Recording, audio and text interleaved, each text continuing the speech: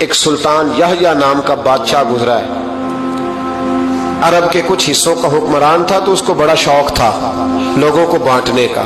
دو قسم کے لوگ ہوتے ہیں نا، کچھ کو جمع کرنے کا شوق ہوتا ہے، کچھ کو شوق ہوتا ہے کوئی روٹی کھا لے۔ حضرت ابراہیم علیہ السلام بغیر مہمان کے کھانا، کچھ ایسے بھی ہوتے ہیں جن کے گھر بندہ چلا جائے تو پتیلی پہ ڈھکنا دے لیتے ہیں۔ اپنا اپنا فرق ہے نا جی، ہر آدمی کا اپنا اپنا ذوق ہے، منت کرتے ہیں کسی کی۔ مجھے بڑی بات پسند ہے شیخ سعدی کی، قرضے لے لے کے مہمان نوازی کرتے تھے۔ ایک دن سارے مقروض کٹھے ہو کے کہنے لگے بابے پیسے دے۔ بابا جی کہتے ہیں وہ پیسے مانگ رہے ہیں، مجھے ٹینشن ہے کہ انہوں نے کھوایا کچھ نہیں، مجھے پریشانی لگی۔ ایک بچہ کوئی چیز بیچ رہا تھا، وہ کھیل مرونڈا نہیں بیچتے بچے، وہ بیچ رہا تھا تو آ گیا، تو کہنے لگا لینی ہے، تو بابا جی کہنے لگے میرے مہمانوں کو کھلا دے ساری۔ بچہ بھی راضی ہو گیا کہ سارا اکٹھا ہی گاہک مل گیا، تو سارا جب کھلا دیا کہنے لگا پیسے، تو شیخ سعدی فرمانے لگے تو بھی بیٹھ جا، یہ سارے پیسے لینے آئے ہوئے ہیں، بیٹھ جا، ان کے پیسے انہیں ملیں گے تو تجھے بھی۔ تو بچہ رو پڑا، رویا، کہنے لگا میں تو یتیم ہوں، 4 بہنیں چھوڑ کے آیا ہوں، اماں کی دوائی بھی لے کے جانی، مجھے تو پیسے چاہیے۔ بچہ رویا تو شیخ سعدی کا ایک مرید آیا، اس نے لا کے نظر پیش کی کہ حضور یہ نذرانہ ہے، 400 دینار لایا۔ تو حضرت سعدی نے سب کو دیے، بچے کو بھی دیے، سب لوگ چلے گئے۔ تو ان قرض لینے والوں میں سے ایک بندہ سمجھدار تھا، حضرت سعدی کے پاس آ کے کہنے لگا بابا سمجھ نہیں آئی، ہم برسوں سے لینے آ رہے تھے، مل نہیں رہے تھے، کتنے مہینوں سے مانگ رہے ہیں نہیں مل رہے تھے، آج فٹافٹ مل گئے۔ تو شیخ سعدی بزرگ تھے نا، تو بزرگوں والی بات کر گئے، کہنے لگے تم میں رونے والا کوئی نہیں تھا نا، پوری مجلس میں ایک بھی رونے والا ہو تو سب کا کام بن جاتا ہے۔ رونے والا عاشق دا کم رونا توڑا، اے بنا رویو نہیں منظوری، بنا رویو نہیں منظوری تے بنا رویو نہیں منظوری، عاشق سدا ہی روندا رہندا، پاویں وصل ہوئے تے پاواں دوری کا۔ رونے والا ایک آ گیا تو سب کا کام بن گیا۔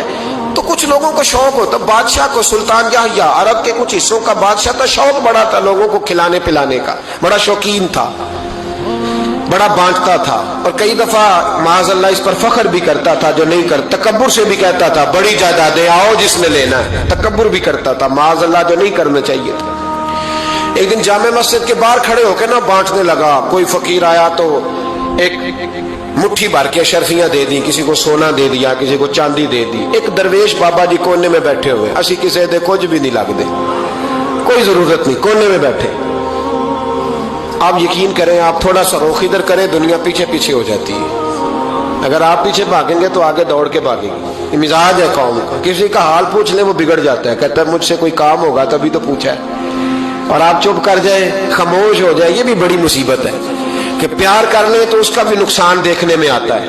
کہتے ہیں پتہ نہیں میرے اندر کیا لالچ ہے، کیا خوبی ہے جس وجہ سے مجھ سے اتنی محبت ہو رہی ہے۔ وہ بابا جی کونے میں توجہ ہی نہیں کی، جب توجہ نہ کی تو سلطان کی توجہ خود بخود ہو گئی۔ سلطان یحییٰ کہنے لگے بابا کوئی قابل توجہ آدمی ہے، سب لوگ لائنوں میں لگے ہوئے بھاگ رہے ہیں، بادشاہ آیا ہے، یہاں تو شادی پہ کھانا کھل جائے تو بڑے بڑے امیروں کا پتہ چل جاتا ہے کہ بننے کیا لگا ہے۔ کہتے پتہ نہیں دوبارہ چھوٹے گوشت کی ٹرے آئے گی کہ نہیں آئے گی، اور اتنا سارا رکھ لیتے ہیں کہ المان والحفیظ، بڑے بڑے امیروں کے پول کھل جاتے ہیں، پتہ چلتا ہے کتنے تگڑے امیر ہیں۔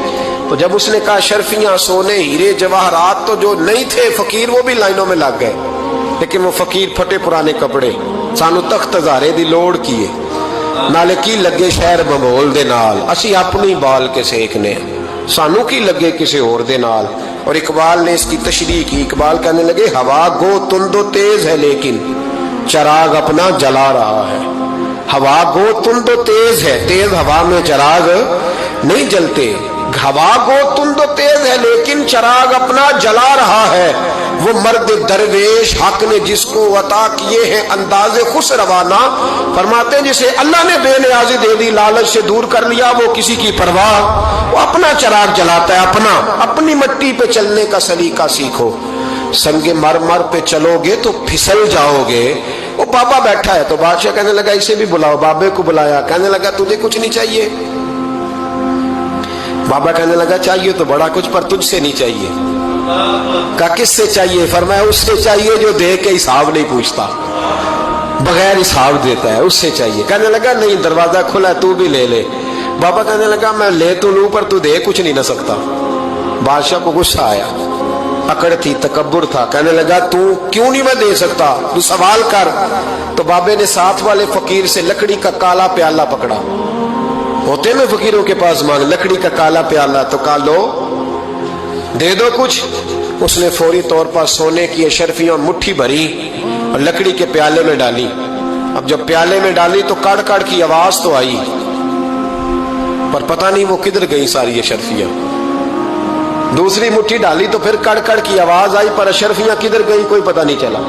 तीसरी, चौथी, पांचवी, बाबे का प्याला खाली का खाली, 2 दफा भी, 4 दफा भी। ये बादशाह लोग जिद्दी होते हैं, मानते नहीं जल्दी, क्योंकि किसी ने बता दिया होता है ना सारा कुछ तुम ही हो, अड़ जाते।